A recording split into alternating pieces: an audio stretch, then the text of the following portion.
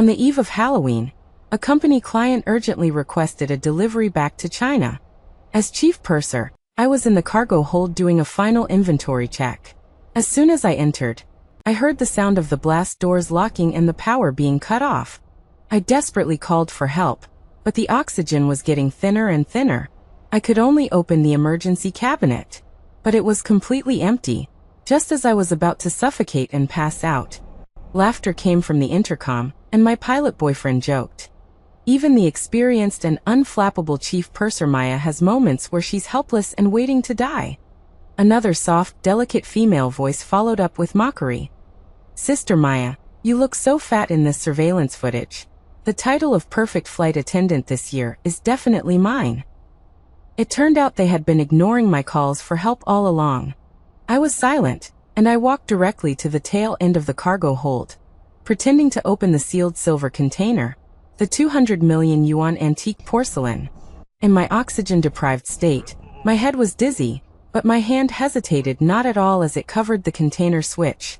To prevent oxidation, the antique porcelain had undergone special sealing treatment before being placed in the cargo hold. My boyfriend Julian roared from the intercom. Maya, are you crazy? Though my head was swimming, my voice was remarkably crisp and clear. You forced me to this. Flight attendant Stella's voice trembled. Sister Maya, this is no joke. Then when you were joking with my life, why didn't you think about knowing when to stop? I replied coldly. Julian snapped. Come on Maya, stop acting tough and threatening people. That's 200 million yuan worth of goods. You couldn't afford to pay for it even if you sold yourself. I'm warning you one last time. Take your filthy hand off or I'll get you fired from the company as soon as we land. I scoffed and even kicked the container a couple of times with my foot. I heard that these 200 million yuan worth of antique porcelain took the effort of 10,000 people, scouring the globe to find them. I ran my hand over the waybill on the container. I wrote this waybill. Of course I know I can't afford to pay for it. I could hear Julian and Stella breathing rapidly on the other end of the intercom. Knowing their personalities, they were probably terrified at this point.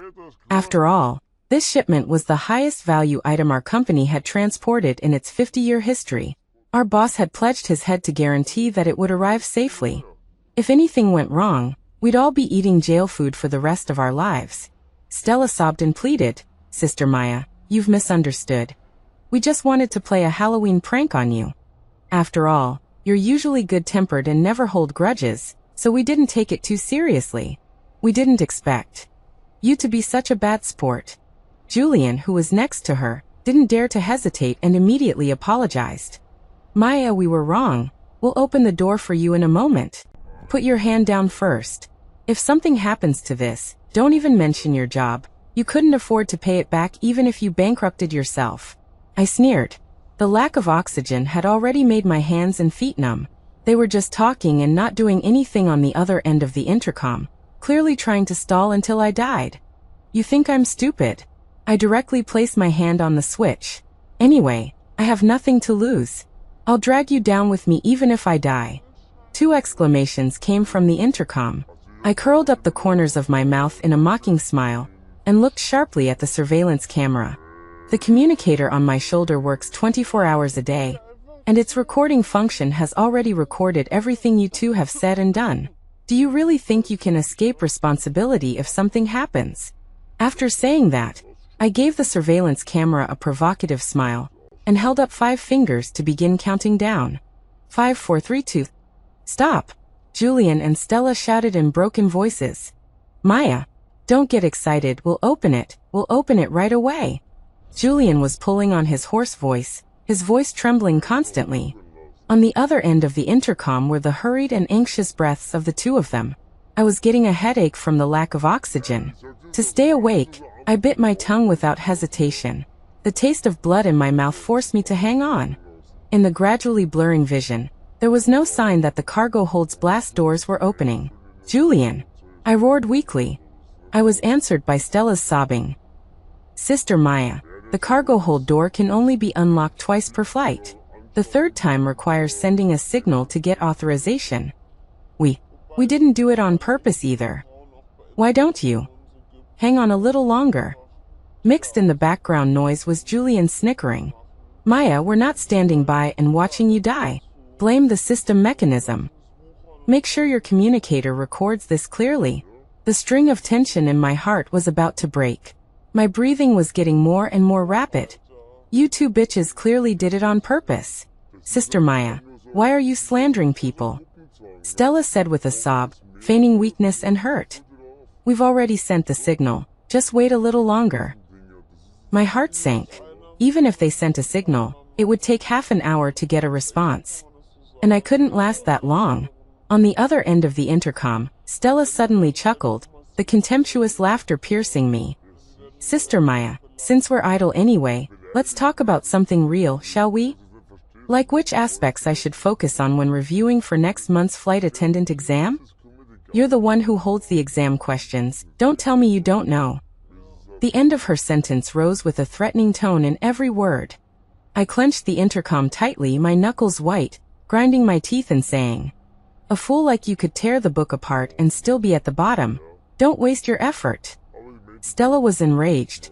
On the other end of the intercom came a shrill scream, and a muffled thud of something being smashed. I slammed my hands over my ears and my knees buckled, nearly falling over. Stella had completely torn off her mask, her tone filled with hatred. Maya, you think I'm being nice, don't you? Just because I'm giving you a little leeway. Nothing to lose? What about the old director of the orphanage you treat like your own mother? If you dare ruin my plans today, I'll ruin her reputation tomorrow. She's not fit to sit in the director's seat after raising a wolf in sheep's clothing like you.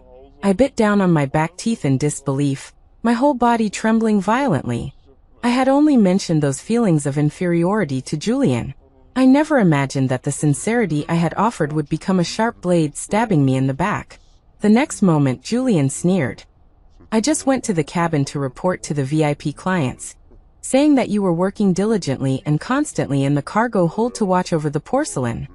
I also said that because you didn't pay attention to reporting when you entered, it caused us to accidentally lock the blast doors. I'm already helping you apply for unlocking. The client said that we were working diligently and gave us each a 10,000 yuan bonus after landing. My face was pale, and boundless hatred surged in my heart. That guy was spouting nonsense, shirking his responsibility while putting the blame on me with the excuse of not paying attention. I couldn't wash myself clean even if I jumped into the Yellow River.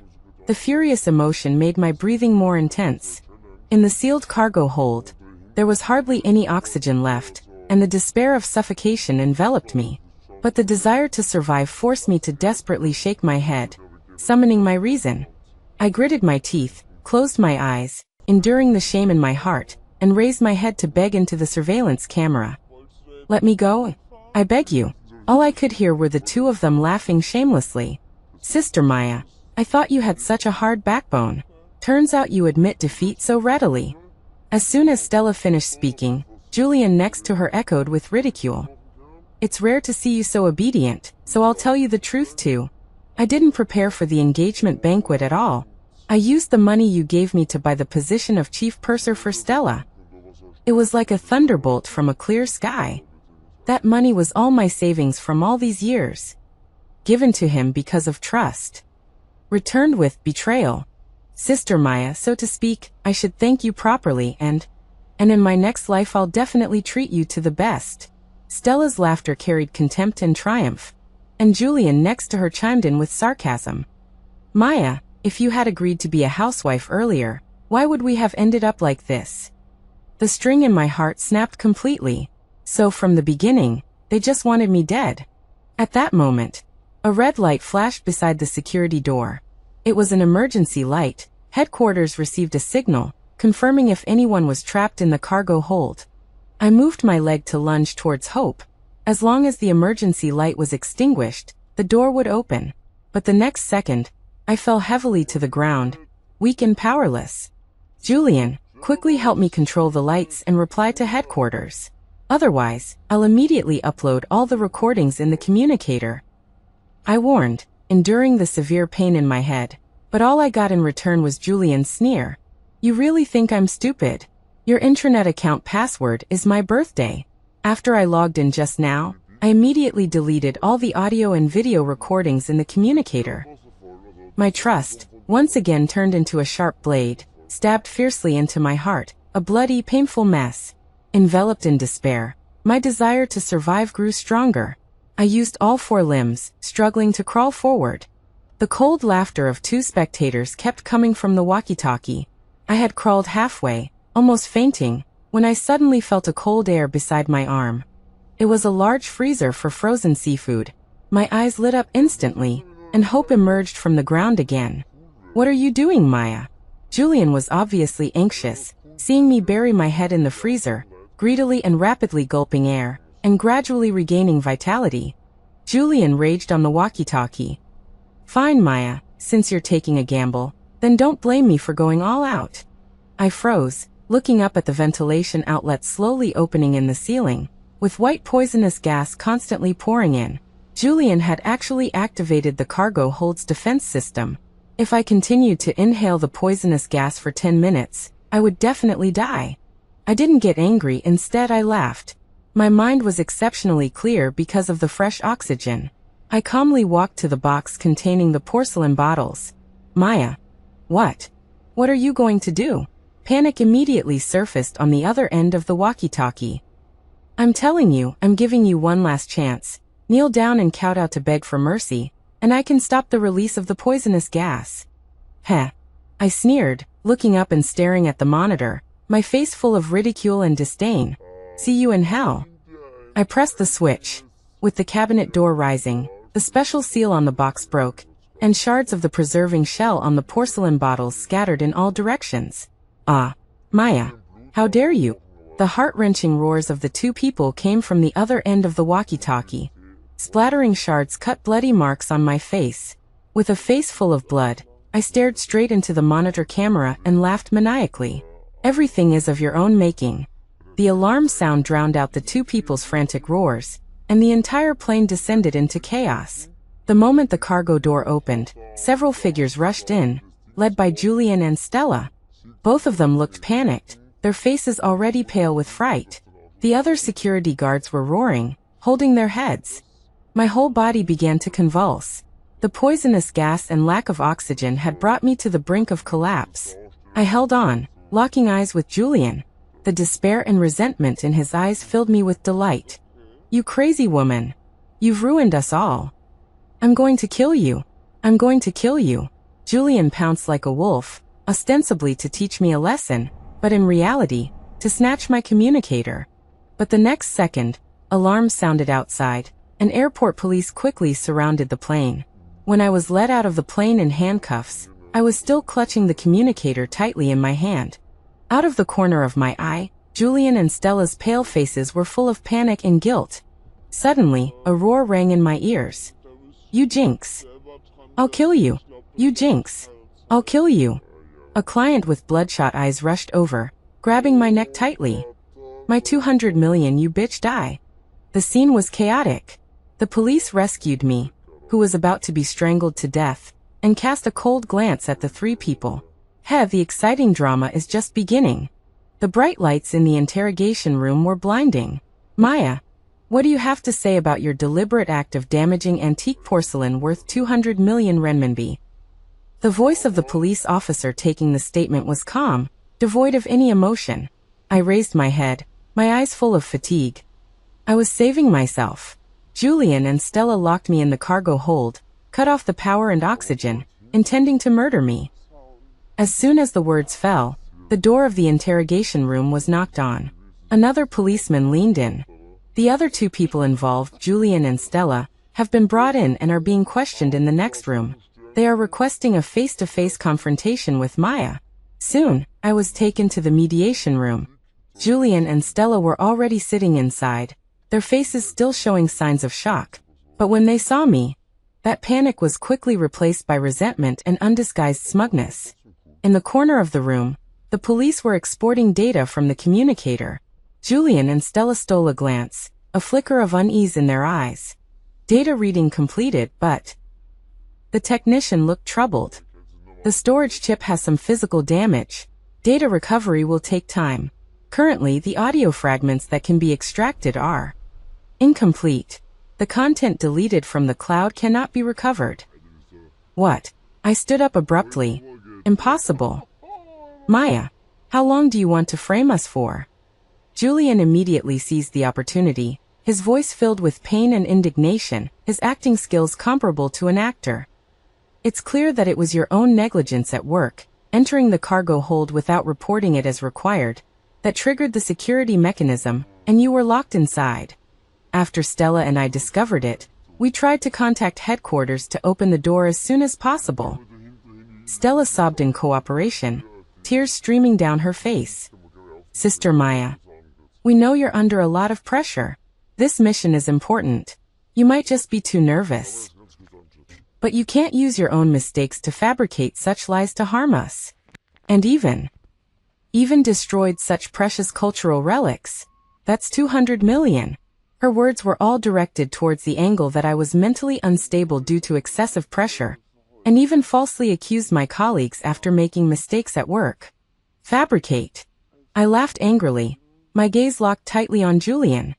Julian, dare you say to your conscience that you didn't log into my intranet account and delete the recordings? Didn't you admit on the walkie-talkie that you used my money to buy Stella a position? Didn't you turn on the gas system to kill me and silence me? A trace of panic flashed across Julian's face, but he quickly regained his composure. Absurd. Utter nonsense. Why would I delete your recordings? How would I know your password? As for buying a position, Stella was able to become a flight attendant because of her own efforts. Maya, I know you've always been jealous that Stella is younger than you, more popular than you, but I didn't expect you to be so psychologically twisted. Stella added fuel to the fire, tearfully, appearing pitiful. Sister Maya, I know you and Julian used to date, but he chose me because we truly love each other. You can't hate because of love and drag everyone down with you. They sang in harmony, turning black into white. My defense seemed so pale and powerless. The police looked at us each holding our own opinions, their brows tightly furrowed. After several hours of repeated questioning and preliminary technical identification, due to the lack of key evidence, it could not be directly proven that Julian and Stella had the intent and act of murder, and their statements at the current stage were actually self-consistent. In the end, the police decided that I was to be criminally detained for the crime of deliberately damaging property, with conclusive evidence, and Julian and Stella were actually released. After completing the procedures, the two walked out of the mediation room under police escort. As they passed in front of the iron-barred gate where I was being held, they deliberately slowed their pace. Julian's face was filled with blatant mockery and the superiority of a victor. He leaned close to the bars and, in a voice only the three of us could hear, said word by word, Maya, didn't expect this, did you? You want to fight me? You're still too green. Stella nestled beside him, her face undisguised with malice and contempt. She looked me up and down in my prison uniform and sneered. Sister Maya, you're really old and ugly. Perfect flight attendant? In your next life. I gripped the iron bars tightly with both hands, trembling with anger and helplessness. Julian looked at me with satisfaction, and continued to stab me in the heart. Oh right, I forgot to tell you, that 200 million, even if you were torn apart and sold piecemeal, you couldn't afford to pay it back. Just wait to rot in jail. Maybe even the death penalty. He deliberately drew out the last syllable, savoring the pain on my face. All of this, you brought it upon yourself. Stella added from the side. Who told you to be so ungrateful and get in our way? The police urged them along.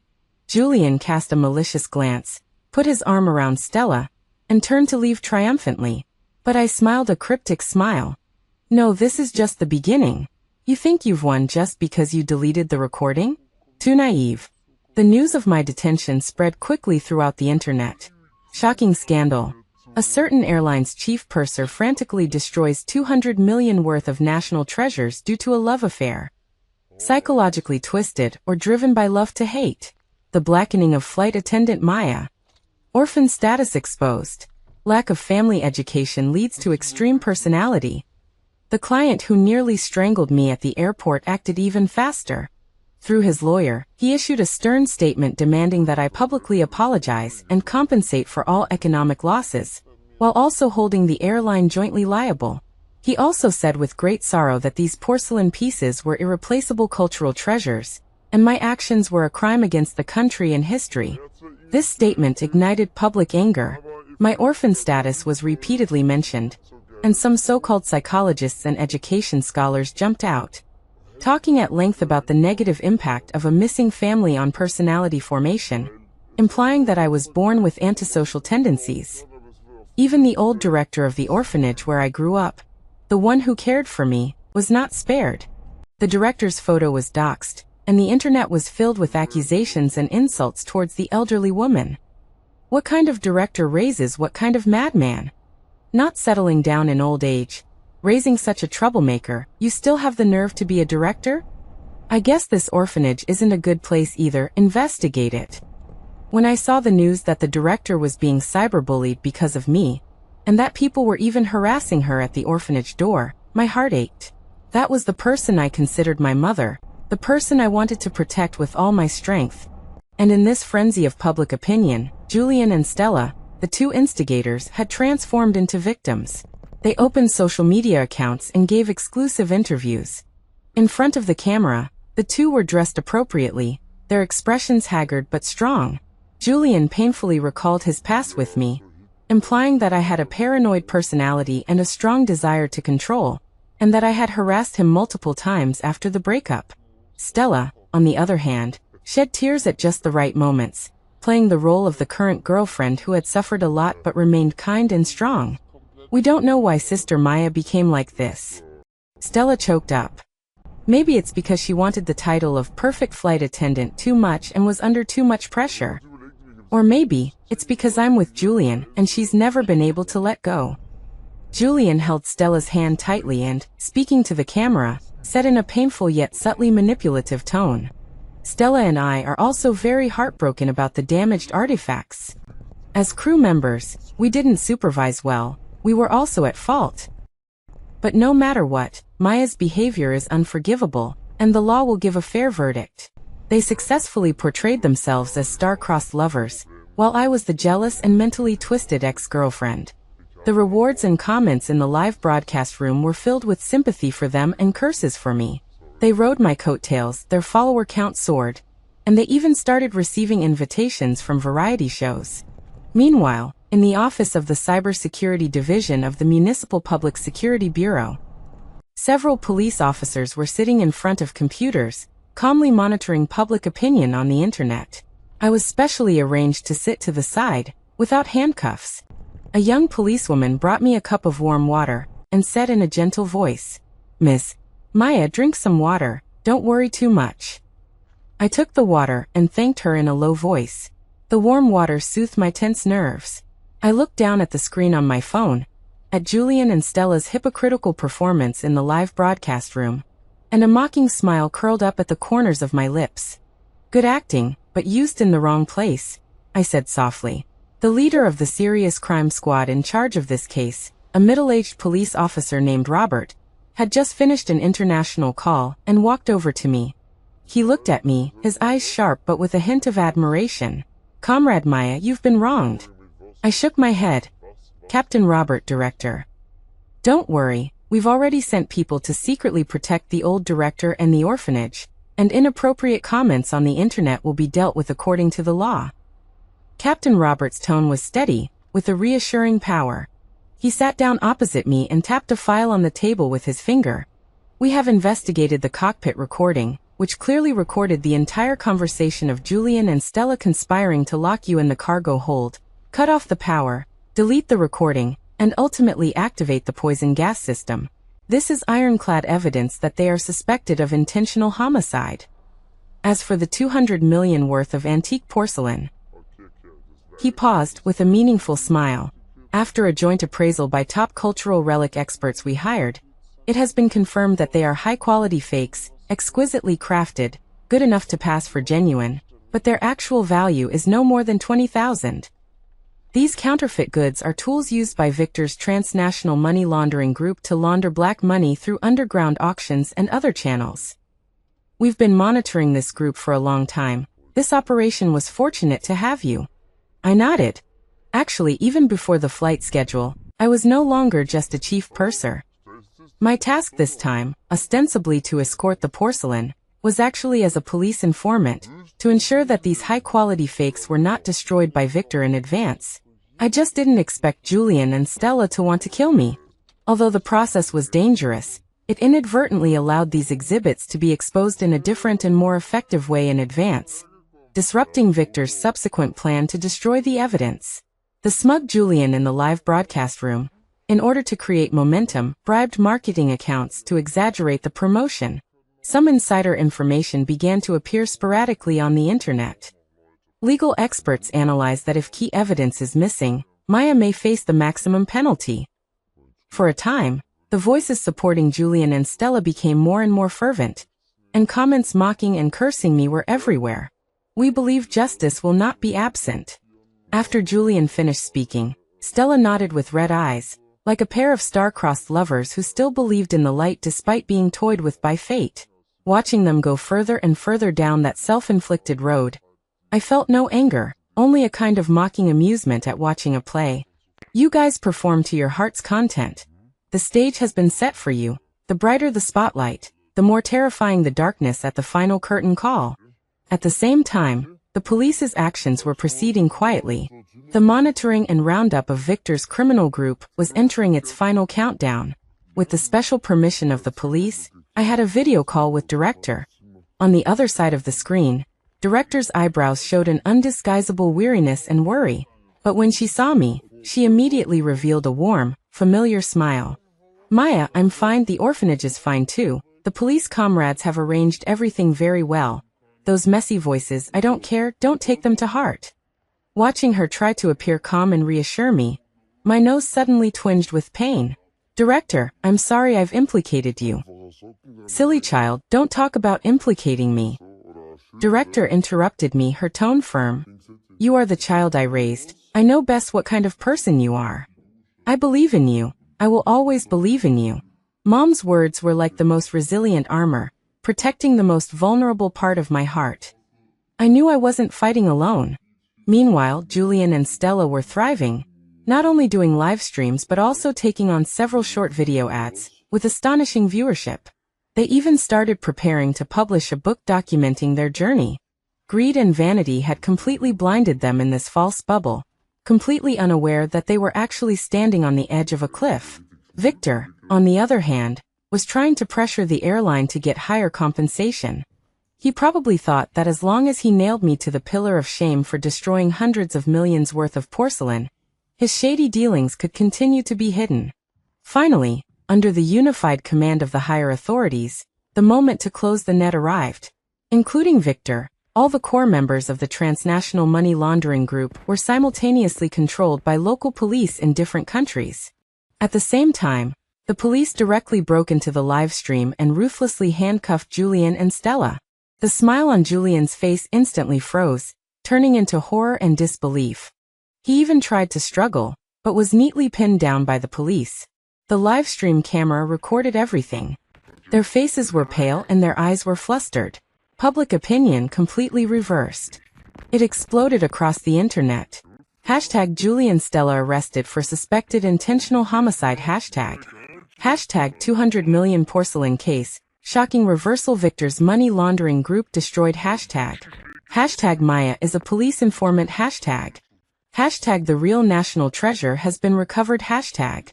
The top 10 trending topics were almost entirely dominated by related keywords.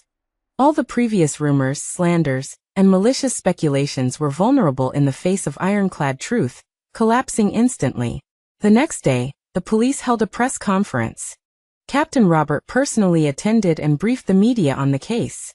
He showed surveillance recordings, in which Julian and Stella's conversation about trying to kill me was clear, identifiable, and appalling.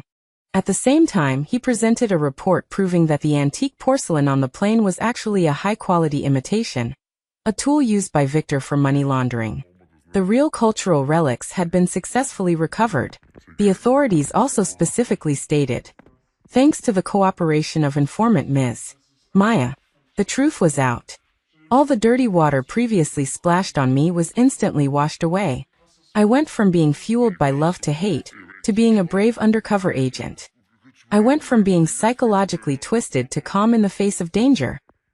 I went from being the culprit who destroyed national treasures to a hero who destroyed a money laundering group. As for Julian and Stella, in the face of ironclad evidence, all their sophistry seemed pale and powerless. The charge of intentional homicide was enough to make them spend the rest of their lives behind bars. During the trial, I testified as a witness. Looking at the two in the dock, they no longer had their original glamour. They didn't dare to look at me, and only in their final statement, they begged me incoherently, hoping for forgiveness. Forgiveness? I said to them expressionlessly. The net of heaven is wide, its mesh is loose, yet nothing slips through. As for Victor, he would face even more serious legal trials. 3 months later, I was wearing a new uniform and was awarded Best Flight Attendant. I said into the microphone in a calm voice, "Past experiences have taught me that no matter what difficulties we face, holding on to our original intentions, persisting in the truth, and believing in the law, we will surely wait for the day when the clouds clear and the sun shines." The audience burst into warm applause again. This applause was for my rebirth, and also for justice. I knew that I had passed through the darkest tunnel, and ahead, there must be endless light.